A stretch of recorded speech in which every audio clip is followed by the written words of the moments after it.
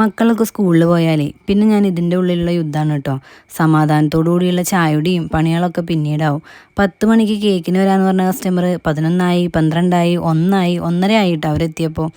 ഇന്ന് വേറെ വർക്കൊന്നും ഇല്ലാത്തതുകൊണ്ട് തന്നെ ഞങ്ങളൊരു കുഞ്ഞ് കറങ്ങാൻ പോക്കൊക്കെ പ്ലാൻ ചെയ്തിട്ടുണ്ടായിരുന്നു. പക്ഷേ കസ്റ്റമറുടെ വരവ് വൈകിയോണ്ട് തന്നെ എൻ്റെ പ്ലാനിങ് അങ്ങോട്ടും ഇങ്ങോട്ടൊക്കെ ചേഞ്ച് ആയിട്ടോ. എല്ലാവരും എത്തിയിരുന്നു കേട്ടോ.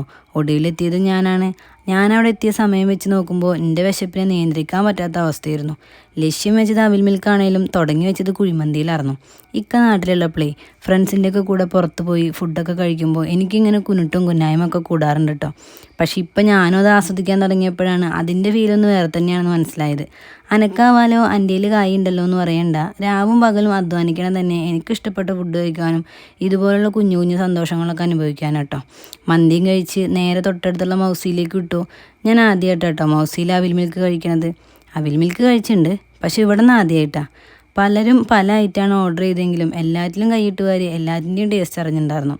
ഇവരുടെ കൂടെ ഫുഡ് കഴിക്കാൻ പോകുമ്പോഴേ തീരെ കഴിക്കാത്ത ആൾ ഞാനാവും. എന്ത് വാങ്ങുകയാണേലും ഒന്നും മുഴുമിപ്പിക്കാറില്ല. പക്ഷേ ഇന്ന് എന്താണാവോ ഒടുക്കത്തെ വിശപ്പായിരുന്നു. മന്തി കഴിച്ചിട്ടും അവിൽ മിൽക്ക് കഴിച്ചിട്ടും എനിക്ക് പ്രത്യേകിച്ച് ഒന്നും തോന്നിയില്ല. ഫുഡ് അടിയൊക്കെ കഴിഞ്ഞ് അവിടെ നിന്ന് ഇറങ്ങിയപ്പോൾ 2:30 ആയിട്ടോ. ഇനിയും 1.5 മണിക്കൂർ ബാക്കിയുണ്ട്.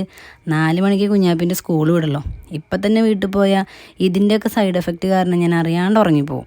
അപ്പോൾ കരുതി ഒന്ന് നിള ബോട്ടിങ് വരെ പോയി ഇച്ചിരി നേരം അവിടെ വായി നോക്കിയിരിക്കുകയാണ്. ചെന്നപ്പോൾ ശോകമായിരുന്നു. നോക്കാൻ പറ്റിയ ആരെയും കണ്ടില്ല. സാരമില്ല ചെന്നതല്ലേ എന്ന് കരുതി ഇച്ചിരി നേരം അവിടെ റെസ്റ്റ് എടുത്തു.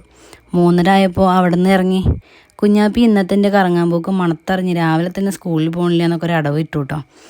അവൻ്റെ അടവ് 18 അടവും വർക്കാവില്ല എന്ന് കരുതിയപ്പോൾ അവൻ തന്നെ ആ വെള്ളം അങ്ങോട്ട് വാങ്ങി വെച്ചു.